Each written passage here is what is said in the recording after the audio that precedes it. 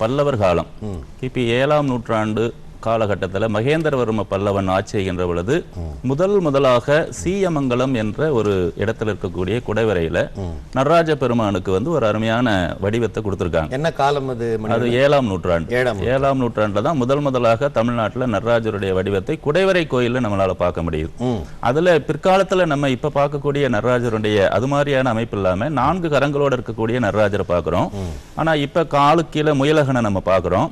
அப்ப ஒரு பாம்பு தான் போடுறாங்க. அந்த பாம்பு கூட ஆணவத்தினுடைய குறியீடா கூட நம்ம வச்சுக்கலாம்.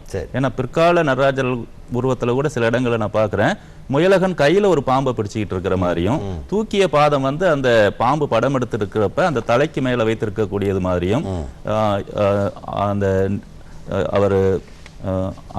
அவருடைய பாதம் ஊன்றிய பாதம் முயலகன் மேல இருக்கிற மாதிரியும் நம்ம பார்க்க முடியுது. நீங்க சொல்ற மாதிரி திருப்பாச்சலாச்சரம் என்கிற திருத்தலத்துல கூட அவர் ஊன்றிய திருவடியின் கீழே முயலகன் கிடையாது. நடராஜனுடைய திருவடிவத்தில் பல்வேறு வகையான மாறுபட்ட வடிவங்கள் இருப்பதை நம்முடைய ஆடல் வல்லான் என்கிற நூலில் நம்முடைய மகாவித்வான் தண்டபாணி தேசிகர் அவர்கள் மிக விரிவாக பதிவு செய்திருக்கிறார்கள். அந்த வினாவை ஒரு அளவில் முடித்துக்கொண்டு நம்ம அடுத்த இன்னும் நிறைய வினாக்கள் வரிசையாக நிற்கிறது. இப்போது அடுத்த வினாவுக்கு அருமை சகோதரர் திரு பாஸ்கர் அவர்களை அழைக்குமாறு கேட்டுக்கொள்கிறேன். நடராஜர் என்கிற ஒரு வார்த்தை எத்தனை ஒரு விசாலமான வியாபிக்கிற விஷயமாக இன்றைய அறிஞர் பெருமக்கள்லாம் உங்களுக்கு அந்த கருத்தை கொடுத்துருக்குறாங்க. ஏன் நார்த் இந்தியாவில் அந்த பேர் வைக்கிறது இல்லை, ஏன் அங்கே வணங்குறது இல்லைன்னு சொல்றதுக்கு உண்டான விஷயங்கள் இதையே முழுசா பேசுறதுக்கு உண்டான வாய்ப்புகள் இருக்கு. அதில் இன்னொரு ரசமான செய்தி இருக்கு பாஸ்கர். சொல்லுங்க சார். தென்னாட்டில் இருக்கிறது நடராஜர் வழிபாடு, வடநாட்டில் இல்லைன்னு ஒரு கேள்வி கேட்டிருக்காரு. தென்னாட்டில் கூட நடராஜர் வழிபாடு கிபி 4ஆம் நூற்றாண்டு வாக்கில் தான் வந்திருக்கிறது. சிலப்பதிகாரத்தில் இருக்கிற சிவபெருமானுடைய ஆடல்கள் குறித்த மாதவி ஆடிய 11 ஆடலில் நடராச பெருமானை பற்றிய குறிப்பு இல்லை.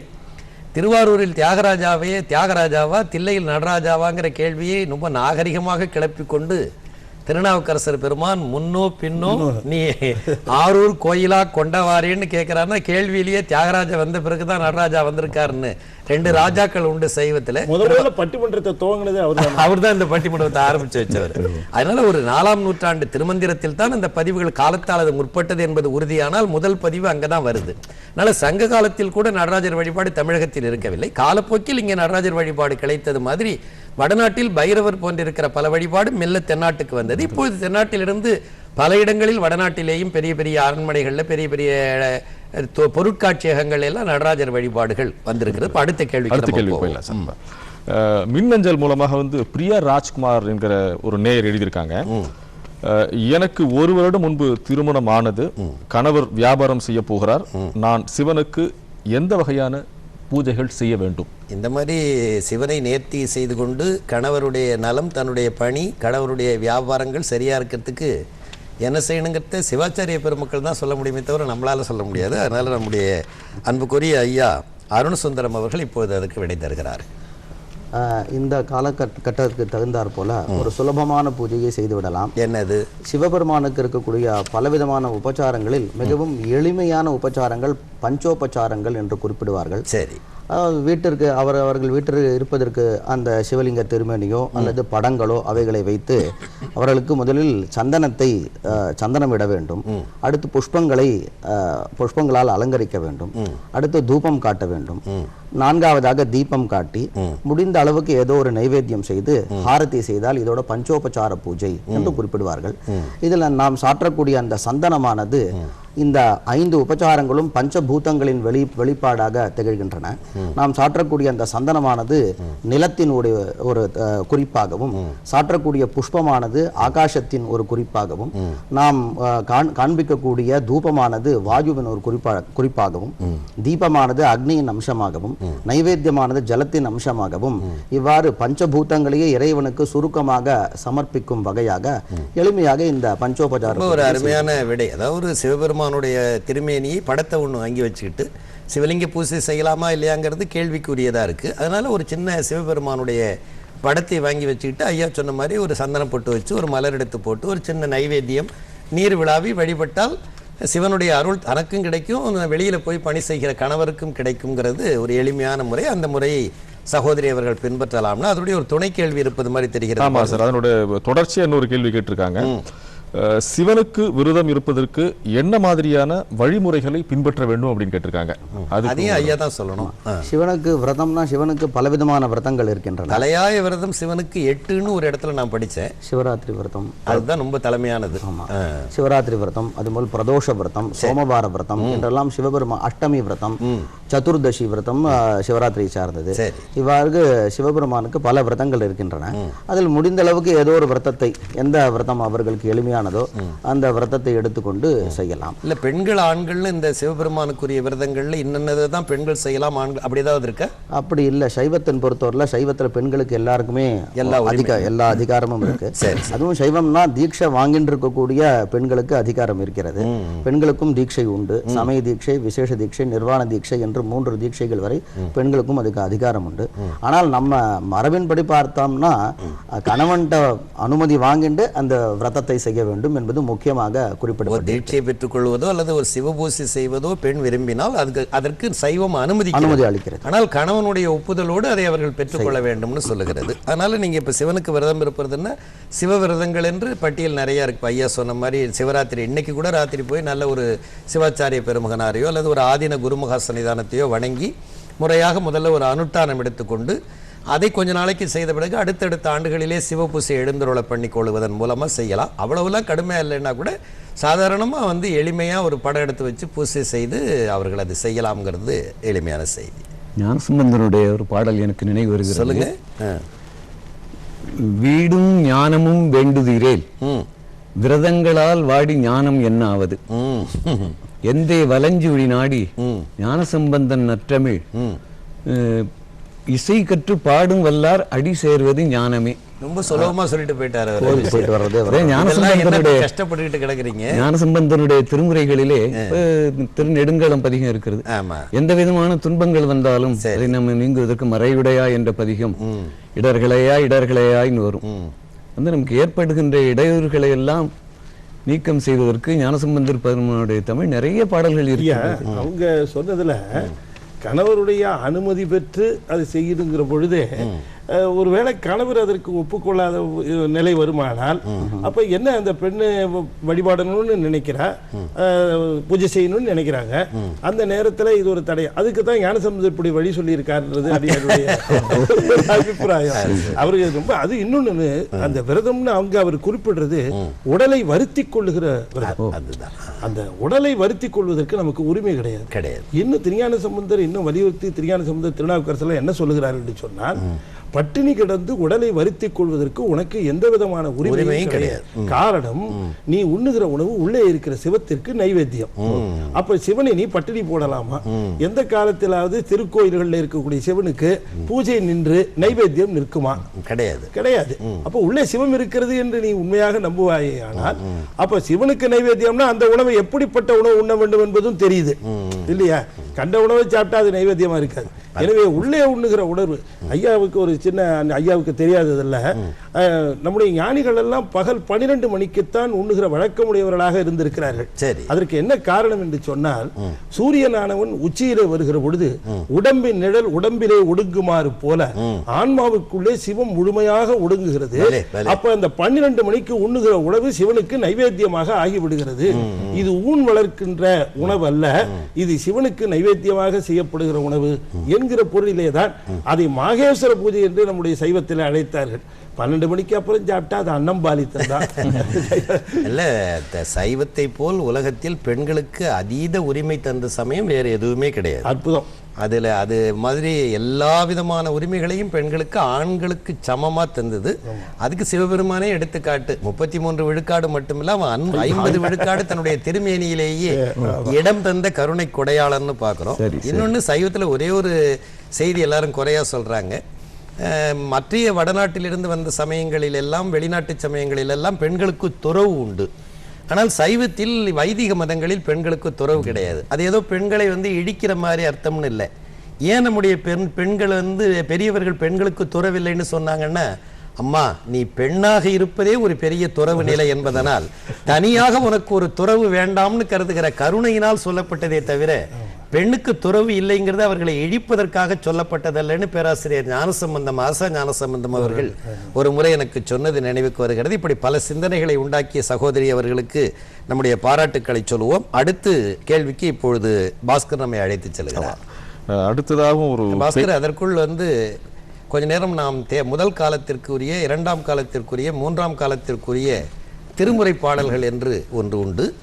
அந்த அடிப்படையில் முதல் காலத்திற்கு பஞ்சபுராணம் ஓதுதல் என்றும் அந்த வழிபாட்டு நேரத்தில், அதே நேரத்தில் சிவபுராணம் நம்முடைய மாணிக்கவாசகருடைய ஒப்புவற்றதாகிய திருவாசகத்தின் முதல் பகுதியாகிய ஐயா சொன்ன மாதிரி நமச்சிவாய என்று ரொம்ப அழகாக சொல்லிட்டு போயிட்டீங்க. நமச்சிவாய வாழ்கன்னு நகாரத்தில் தொடங்கிய திருவாசகம் நானேயோ தவம் செய்தேன் சிவாயனமை எனப்பெற்றேன்னு பேறு பெற்றதற்கு பிறகு எடுத்து மாறுவதை கூட திருவாசகம் ரொம்ப அழகாக எடுத்து காட்டுகிறதுங்கிறத ரொம்ப அழகாக சொன்னீங்க. அதனால் ஒரு இனிமையான அதாவது சிவராத்திரி நாட்களில் கேட்க வேண்டிய மிக அருமையான ஒரு பாட்டு. அந்த சிவனினுடைய அனாதித்தன்மையை எடுத்து சொல்லுகிற பெருமைக்குரியதுன்னு திருவாசகத்தின் முன்னே சொல்லப்பட்டிருப்பது மிக உயர்ந்த பகுதின்னு அதை எல்லாரும் பெரியவர்கள் சொல்கிறார். அதனுடைய உண்மையான தத்துவ பொருள் என்னதுங்கிறத இதுவரையிலும் உணர்ந்து உரைத்தவர்கள் யாருமே இல்லை. அது நம்முடைய திருத்தணி சுவாமிநாதன் அவர்களைப் போல மிகச்சிறந்த இசைவாணர்கள் நமக்கு கிடைச்சிருக்கிற பொழுது அந்த மாதிரி ஒரு திருவாசகத்தை கேட்கிற நேரமாக நாம் இதை பயன்படுத்தி கொண்டு இப்பொழுது நமசிவாய வாழ்கை என்று தொடங்குகிற அருமையான அந்த சிவபுராணத்தையும் அதற்கு பிறகு பஞ்சபுராணம் பாடுதல் என்கிற மரபு ஒன்றை நம்முடைய தமிழ்நாட்டு பெருமக்கள் ஏற்பாடு செய்து வைத்திருக்கிறார்கள். அந்த பஞ்சபுராணம் என்றால் என்னென்ன பாடல்களை தேர்ந்தெடுத்து பஞ்சபுராணத்தில் பாட வேண்டும். சில பேர் திங்கட்கிழமைக்கு செவ்வாய்க்கிழமைக்குன்னு தனித்தனியாக பாடல்களை எல்லாம் கூட பிரித்து வைத்து ஒரு நூல் போட்டிருப்பதை நான் பார்த்தேன். அப்படி ஏதாவது மரபுண்டா? இதை பற்றியெல்லாம் முதல்ல நீங்கள் பஞ்சபுராணத்தை இதை முதலில் சொல்லுங்கள். திருவாசகத்தினுடைய முதல் பகுதியாக இருக்கிற அந்த நமசிவாய வாழ்கை முதல்ல சொல்லிட்டு அப்புறம் பஞ்சபுராண விளக்கங்களை நீங்கள் தரலாம். இந்த இசை முடிந்ததற்கு பிறகு மறுபடியும் நம்முடைய வினாவிடைகள் தொடர்கிறது. சின்ன வேண்டுகோள், தேவாரம் 12 திருமுறைகள் பாடுவது ஆலயங்களிலே வழக்கில் உள்ளது. சரி, இருந்தாலும் கால நிலைமையை கருதி நீண்ட நேரம் பாட முடியாதனாலே 5 பாசுரங்களை மட்டும் பஞ்சபுராணம் என்று சொல்லக்கூடிய தேவாரத்தில் இருந்து ஒரு பாடல், சரி, அல்லது அடுத்து திருவாசகத்தில் இருந்து ஒரு பாடல், 2 திருவிசைப்பா, திருப்பல்லாண்டு 9ஆம் திருமுறையில், அடுத்து 12ஆம் திருமுறையில் பெரிய புராணம். சரி, ஆக இந்த 5 இது இலங்கையிலே தான் நிறைய அதை பயன்படுத்துவதாக ஒரு கருத்தை சொல்கிறாள். இலங்கையில் வாழ்ந்திருந்த தவத்திரு ஆறுமுக நாவலர் அவர்கள் தான் இந்த பஞ்சபுராணம் பாடுகிற மரபையே முதலில் தோற்றுவித்து அது பின்னே தமிழகத்திற்கு வந்ததுன்னு சொல்லுகிறார்கள். சரிதான், அந்த கருத்து சரிதான். இன்று கூட இலங்கையில் அது முருகன் ஆலயமாக இருந்தாலும் மிகச்சிறப்பா பாடுறாங்க. அந்த பஞ்சபுராணத்தை தான் பாடுறது அவங்க விரும்புறாங்க என்று சொல்லி நேரத்துக்கு பஞ்சம் ஏற்பட்டதுனால பஞ்சபுராணம் சொல்லப்பட்டது. நேரத்திற்கு பஞ்சம் ஏற்பட்டது. மொழியிலே பஞ்சம் என்றால் 5 தெரியும், விளையாட்டுக்காக சொல்லுங்க. இப்போ நீங்கள் வந்து சிவபுராணம் சொல்லுங்க. ஒரு சின்ன மாற்றம் பஞ்சபுராணம் சொல்லிய பிறகு திருவாசகம். சரி, ரைட், அப்படியா. திருக்காலத்தியையும் திரு அண்ணாமலையும் இணைந்து திருநாவுக்கரசு பெருந்தகை திருத்தாண்டகவேந்தர் என்று சொல்லக்கூடிய திருநாவுக்கரசு அருளி செய்த ஒரு திருத்தாண்டக பாடல். தேனப்பூ வண்டு உண்ட கொன்றையான்க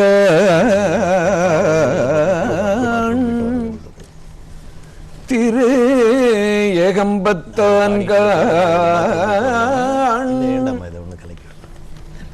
தேனார்ந்து உக்க ஞான பூங்கோதையாள் பாகத்தான்கான் ஞான பூங்கோதையாள் பாகத்தான்கான் நம்பன்கான் ஞானத்து ஒளியானான்கான்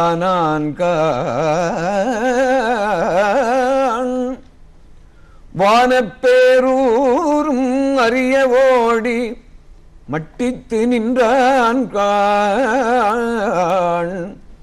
வண்டார் சோலை காணப்பேரூரான்கான் காலத்தியான் அவன் என் கண்ணுளானே காலத்தியான் ஞான பூங்கோதையாள் பாகத்தான் ஞான பூங்கோதையாள் பாகத்தான் கான் அவன் என் சிந்தையானே, காலத்தியான் அவன் என் கண்ணுளானே. உடையாள் ஒன்றன் நடு இருக்கும், உடையாள் நடுவுள் நீருத்தி, அடியேன் நடுவுள் இருவீரும் இருப்பதானால், அடியேன் அடியார் நடுவுள் இருக்கும் அருளை புரியாய்.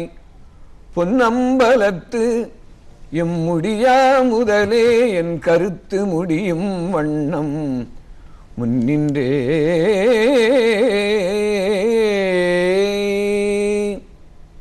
இந்த பாடல் திருவாசகத்தில் இருந்து ஒரு பாடல். அடுத்து திருவிசிப்பா. பின்னு செஞ்சடையும் பிறைதவள் முழுப்பும்,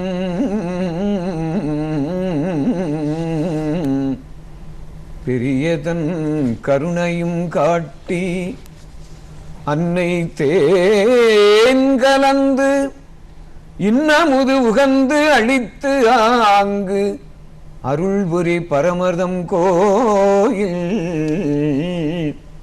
புன்னை தேன் சொரியும் பொழிலகம் குடைந்து பொறி வரி வண்டினம் பாடும், தென்ன தேன் அரும்பும் பெரும்பற்ற புலியூர் திருவளர் திருச்சிற்றம்பலமே.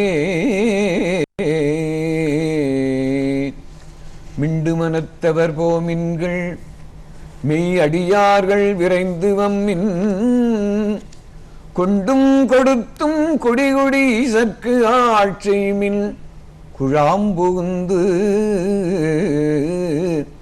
அண்டம் கடந்த பொருள் அளவில்லதோர் ஆனந்த வெள்ளப் பொருள், பண்டும் இன்றும் என்றும் உள்ள பொருள் என்றே பல்லாண்டு கூறுதுமே.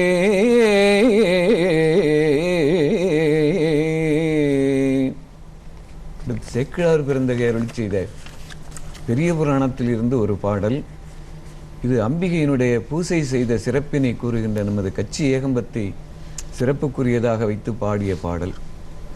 கரந்தரும் பயன் இது என உணர்ந்து கம்பம் மேவிய உம்பர் நாயகர்வால், நிறந்த காதல் செய் உள்ளத்தளாகி நீடு நன்மைகள் யாவையும் பெருக, நீடு நன்மைகள் யாவையும் பெருக, வரந்தரும் பொருளாம் மலைவல்லி, மாறிலா வழி மலர்ந்த பேரன்பால் சிரம்பணிந்தெழு பூசை நாள்தோறும் திருவுளம் கொள பெருகியதன்றே, பூசை பெருகியதன்றே.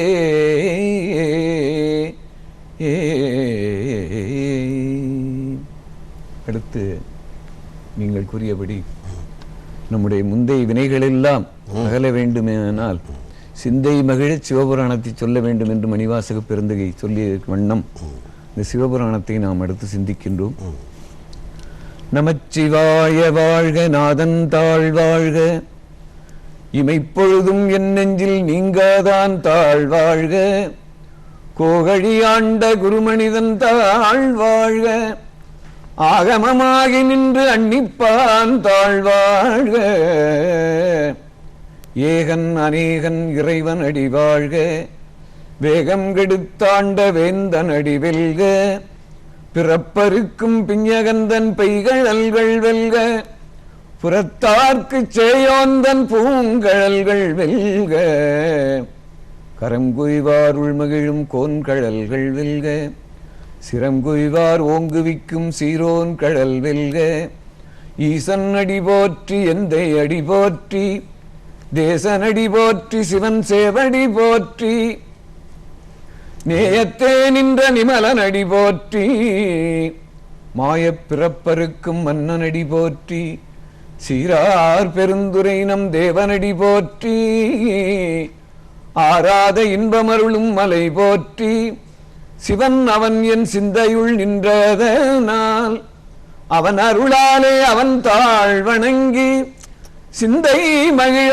சிவபுராணம் தன்னை முந்தை வினை முழுதும் ஓய உரைப்பன் யான் கண்ணுதலான் தன் கருணை கண்காட்ட வந்தெய்தி எண்ணுதற்கு எட்டாய் எழிலார் கடலிறைஞ்சி விண்ணிறைந்து மண்ணிறைந்து மிக்காய் விளங்கொழியாய் எண்ணிறந்து எல்லையிலாதானே நின் பெரும் சீர் பொல்லாவினையேன் புகழுமாறு ஒன்றறியேன் புல்லாகி பூடாய் புழுவாய் மரமாகி பல்விருகமாகி பறவையாய் பாம்பாகி கல்லாய் மனிதராய் பேயாய் கணங்களாய் வல்லசுரராகி முனிவராய் தேவராய் செல்லா நின்ற இத்தாவர சங்கமத்துள் எல்லா பிறப்பும் பிறந்திழைத்தேன் எம்பெருமான் மெய்யே உன் பொன்னடிகள் கண்டு இன்று வீடுற்றேன் உய்ய என் உள்ளத்துள் ஓங்காரமாய் நின்ற மெய்யா விமலா விடைப்பாக வேதங்கள் ஐயா என ஓங்கி ஆழ்ந்து அகன்ற நுண்ணியனே வெய்யாய் தனியாய் யமான நாம் விமலா பொய்யாயினையெல்லாம் போயகல வந்தருளி மெய்ஞானமாகி மிளிர்கின்ற மெய்ச்சுடரே எஞ்ஞானமில்லாதேன் இன்பப் பெருமானே அஞ்ஞானம் தன்னை அகல்விக்கும் நல்லறிவே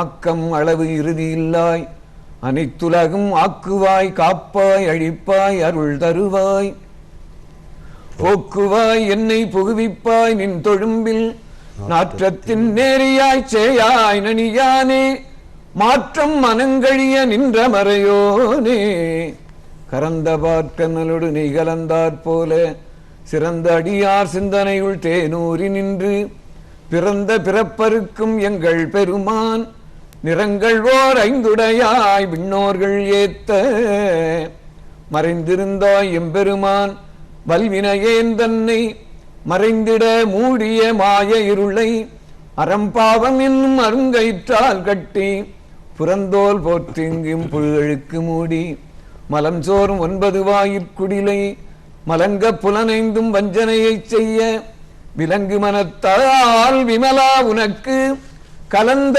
அன்பாகி கசிந்து உள்ளுருகும் நலம்தான் இல்லாத சிறியேற்கும் நல்கி நிலந்தன் மேல் வந்தருளி நீழ்கழல்கள் காட்டி ஞாயிற்கடையாய் கிடந்த அடியேற்கு தாயிற் சிறந்த தயான தத்துவனே மாசற்ற சோதி மலர்ந்த மலர்ச்சுடரே தேசனே தேனாரமுதே சிவபுரனே பாசமாம் பற்றறுத்து பாரிக்கும் மாரியனே நேச அருள் புரிந்து நெஞ்சில் வஞ்சம் கெட பேராது நின்ற பெருங்கருணை பேராரே ஆறாமுதே அளவிலா பெம்மானே ஓராதார் உள்ளத்து ஒளிக்கும் ஒளியானே நீராயுருக்கியன் ஆறுயிராய் நின்றானே இன்பமும் துன்பமும் இல்லானே உள்ளானே அன்பருக்கு அன்பனே யாவையுமாய் அல்லையுமாம் சோதியனே துன்னிருளே தோன்றா பெருமையனே ஆதியனே அந்தம் நடுவாகி அல்லானே ஈர்த்து என்னை ஆட்கொண்ட எந்தை பெருமானே கூர்த்த மெய்ஞானத்தால் கொண்டுணர்வாதம் கருத்தின் நோக்கரிய நோக்கே நுணுக்கரிய நுண்ணுணர்வே போக்கும் வரவும் புணர்மிமிலா புண்ணியனே காக்கும் எம் காவலனே காண்பரிய பேரொளியே ஆற்றின்ப வெள்ளமே அத்தாமிக்காய் நின்ற தோற்ற சுடரொளியாய் சொல்லாத நுண்ணுணர்வாய் மாற்றமாம் வையகத்தின் வெவ்வேறே வந்தறிவாம் தேற்றனே தேற்ற தெளிவே என் சிந்தனையுள் ஊற்றான உண்ணாரமுதே உடையானே வேற்று விகார விடக்குடம்பினுட் கிடப்ப ஆற்றேன் எம் ஐயா அரணே ஓ என்றென்று போற்றி புகழ்ந்திருந்து பொய்கட்டு மெய்யானார் மீட்டு இங்கு வந்து வினைப்பிறவி சாராமே கள்ளப்புலக்குரம்பை கட்டழிக்க வல்லானே நள்ளிருளில் நட்டம் பயின்றாடும் நாதனே தில்லையுள் கூத்தனே தென்பாண்டி நாட்டானே அல்லற் பிறவி அறுப்பானே ஓ என்று சொல்லற்கரியானை சொல்லி திருவடிக்கு சொல்லிய பாட்டின் பொருள் உணர்ந்து சொல்லுவார் செல்வர் சிவபுரத்தினுள்ளார் சிவன் அடிக்கு பல்லோரும் ஏத்த பணிந்து. திருச்சிற்றம்பலம். மிகச்சிறப்பாக நம்முடைய ஓதுவாமூர்த்திகள் திருத்தணி சுவாமிநாதன் அவர்கள் பஞ்சபுராணம் என்றால் என்ன என்ற விளக்கத்தை தந்ததோடு இந்த காலத்திலே பாட வேண்டிய சிவராத்திரி இரவில் முதற்கால பூசை நிறைவில் பாட வேண்டியதாகிய திருமுறை இன்னது என்று நம்முடைய மூதாதையர்களாலே ஒழுங்கு செய்யப்பெற்றிருக்கிற சிவபுராணத்தையும் மிக அழகாக அவர்கள் பாடி நம்முடைய நெஞ்சத்தை நைவித்தார்கள். சிவராத்திரி மிகச்சிறந்த சைவர்களுக்குரியதாகிய ஒரு திருநாள், ஒரு மிகப்பெரிய விரத நாள் என்று நம்முடைய பெரியவர்கள் அதனுடைய திறம் எடுத்து சொல்லுகிறார்கள். இப்பொழுது முதல் காலம் முடிந்து இரண்டாம் காலம் முடிந்து எந்த மூன்றாம் காலத்தில் பெருமான ஆதியும் அந்தமும் இல்லா அரும்பெரும் ஜோதியாக லிங்கோத்பவராக தோற்றம் தந்து உலகத்தை உய்வித்தானோ அந்த மூன்றாம் காலத்தில் நாம் நின்று கொண்டிருக்கிறோம். இப்பொழுது நாமும் இந்த வினாவிடை பகுதியினுடைய ஒரு பகுதியை முடித்து அந்த பகுதிக்குரியதாகிய ஆராதனையை தேவாரத்தின் மூலமாக முடித்துவிட்டு அடுத்த காலத்திற்குள்ளே அடியெடுத்து வைப்பது போல இப்பொழுது அடியெடுத்து வைக்கிறோம். தொடர்ந்து வினாக்களை ஒருங்கிணைப்பாளராக இருக்கிற அருமை சகோதரர் பாஸ்கர் அவர்கள் எங்களுக்கு தருகிறார்கள்.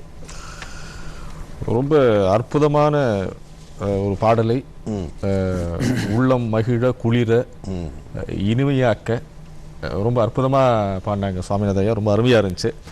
அதுல மூழ்கி போயிட்டேன் நான் அடுத்த வினாவுக்கு போறதுக்கு முன்னாடி. அதனால சிவபுராணம் இதுதான் ரொம்ப அற்புதமான உள்ள உருக்கிக்கிட்டே இருக்குதுங்கிறத வந்து உணர முடியுது. நேயர்களும் நிச்சயமா அதை நீங்க உணர்வீங்கன்னு நான் நம்புறேன். நான் அடுத்ததாகவும் ஒரு பெண் நேயர் தான் சென்னை பெசன்ட் நகர்ல இருந்து கேள்வி கேட்டிருக்காங்க. சரி, உத்ராட்சத்தை பெண்கள் அணியலாமா, அப்படி அணிஞ்சா அவர்கள் கடைபிடிக்க வேண்டிய வழிமுறைகள் என்னென்னங்கிறத பத்தி கேட்டிருக்காங்க. அதுக்கு உங்களோட விளக்கங்களை சொல்லுங்க ஐயா. ஐயா சிவாச்சாரிய பெருமகனார் அவர்கள் அதை பற்றி சொல்லுங்க.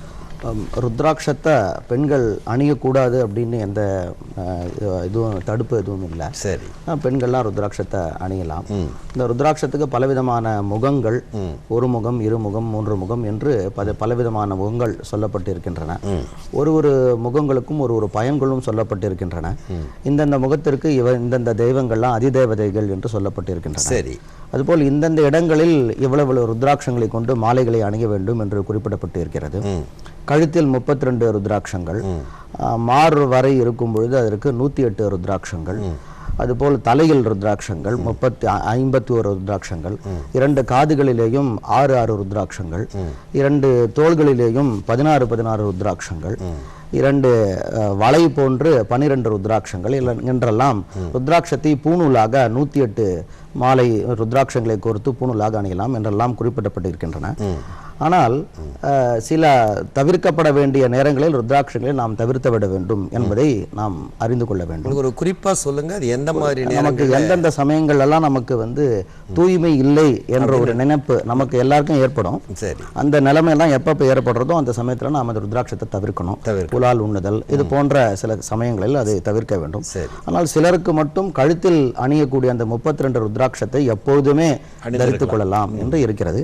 எனவே பெண்கள் நிச்சயம் ருத்ராட்சத்தை பெண்கள் அணிவதுங்கிறது ஒற்றை ருத்ராட்சத்தை அணிவதா இல்லை மாலைகளாகவே அவர்கள் அணியலாம்? மாலைகளாகவே அணிக்கலாம். ஏன்னா ஒற்றை ருத்ராட்சம்னு பெரும்பாலும் இல்ல. சரி, 32, 51, 54 இல்ல கழுத்தோடு சேர்த்து கட்டி கொள்ளுகிற ஆண்கள் கட்டி கொள்ளுகிற ஒரு ருத்ராக்கம் போல அது கூட நமக்கு பெரும்பாலும் அது சிகையில் வரும்பொழுது ஒரு ருத்ராட்சம் என்று வருகிறது. பெரும்பாலும் கழுத்துகளில் வரும்போது சௌகரியத்துக்காக நாம் ஒரு ருத்ராட்சத்தை பெரும்பாலும் அணிந்து கொள்கிறோம்.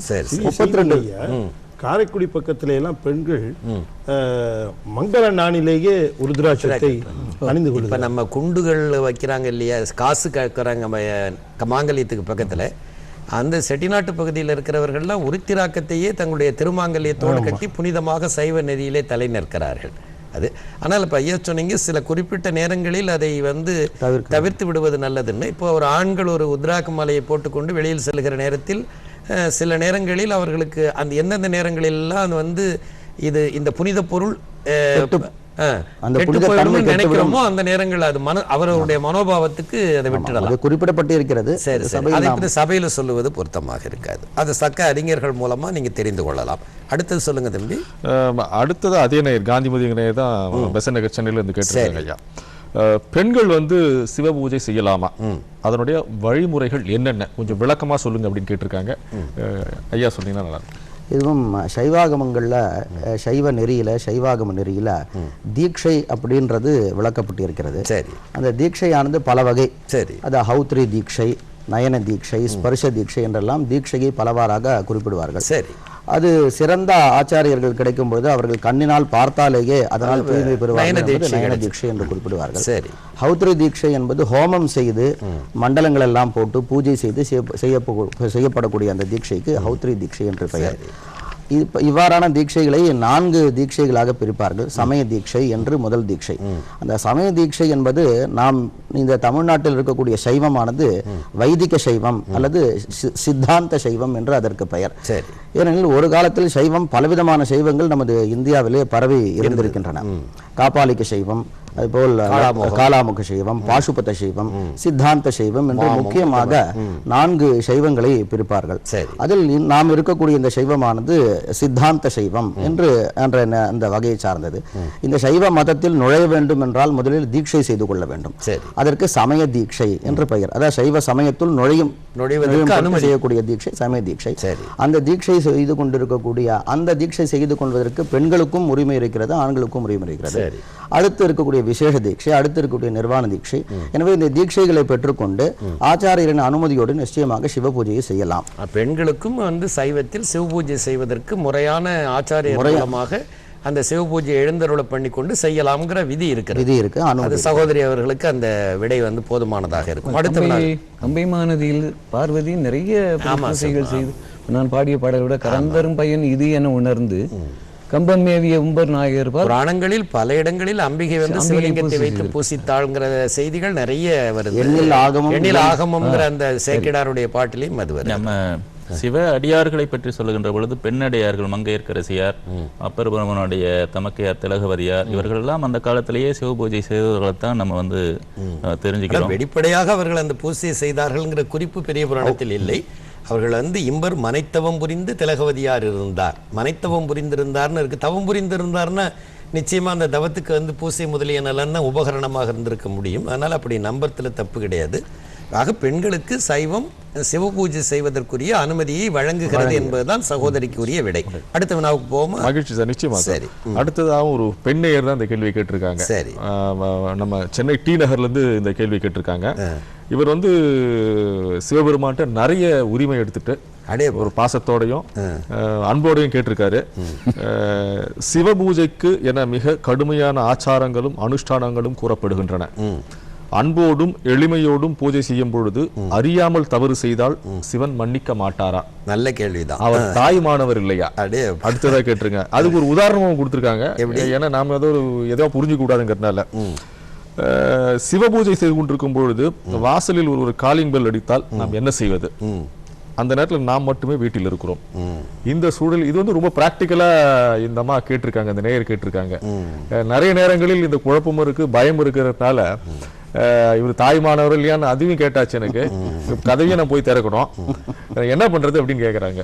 இல்லை, சைவத்தில் பூசை என்பது ஒரு சடங்காசாரமே தவிர அன்புதான் மூலதனம். அப்படிதான் நம்ம சைவம் எடுத்து சொல்லுகிறது. இப்போ கண்ணப்பருடைய அருள் வரலாறை ஏன் உருகி உருகி சேக்கிடார் பெருமான் பாடுகிறார்னா, வைதிகமாக செய்யப்படுகிற பூசையை சிவகோசரியார் ஒரு பக்கத்தில் செய்கிறார். அவர் முறையா இப்போ அந்த அம்மா கேட்டிருக்கிற கேள்விக்கு அடிப்படையில் சிவனை முறையான நல்ல தூய நீரால் நீராட்டி திருமேனி துடைத்து அதற்கு பரிவட்டங்கள் கட்டி உயர்ந்த அவருக்குரியதாகிய படையலை போட்டு சிவகோசரியார் செய்கிறார். இவர் அவருக்கு அதெல்லாம் ஒன்றுமே தெரியாது. இந்த அம்மா கேட்டிருக்கிற மாதிரி ஒன்றுமே தெரியாது. அவருக்கு என்ன, சிவபெருமான் பசியாரப்பான், அவனுக்கு தெரிஞ்ச சாப்பாடு பன்றி கறி கொண்டு போய் வச்சு தலையில் வச்சிருக்கிற பூ கொண்டு போய் மேலே போட்டு வாயில் எடுத்துகிட்டு போய் தண்ணியை கொப்பளிச்சு துப்புறாராதான் அபிஷேகம் இருக்குன்ட்டு. ஆனால் பெருமான் ஏற்றுக்கொள்கிறார். அப்படிங்கிறதுலேருந்து என்ன தெரியுது அப்படின்னு சொன்னால், எந்த பூசையாக இருந்தாலும் உள்ளத்தின் கண் அன்பு இருக்குமானால் மணி அடித்ததும் போய் கதவு திறக்கலாம், தப்பு கிடையவே கிடையாது. ஆனால் போலித்தனமான பூசையாக இருந்ததென்றால் எவ்வளவு நேரம் வேண்டுமானாலும் கதவு திறக்காமல் உட்கார்ந்திருந்தாலும் சேவனவர்கள் கிடைக்காது. அதுதான் நம்முடைய இதில். நீங்கள் நல்லா பாருங்கள், பெரிய புராணத்திலே ஒரு அருமையான குறிப்பு உண்டு. குழந்தைய குழந்தைக்கறி கேட்டுட்டு வர்றார், பிள்ளைக்கறி கேட்டுட்டு வர்றாரு சிறு தொண்டருடைய இல்லத்துக்கு சிவபெருமான். வர்றபொழுது எல்லாத்தையும் முடிச்சுட்டு கடைசியாக தம்முடைய குழந்தைக்கு தான் குறி வைக்கிறார் சிவபெருமான்னு தெரிஞ்சுக்கிட்டார் சிறு தொண்டர். குழந்தைய அழைச்சிட்டு வந்து குளிப்பாட்டி முகத்தையெல்லாம் துடைச்சி அதுக்கு மஞ்சள் அழிந்து அதற்கு இறங்கி மையிட்டு எல்லாம் செஞ்சுட்டு தூக்கி கணவர் கையில் கொடுக்குறாங்க. கடைசியாக இன்னும் கொஞ்சம் நேரத்தில் அந்த குழந்தைய வெட்ட போகிறாங்க அப்படின்ட்டு.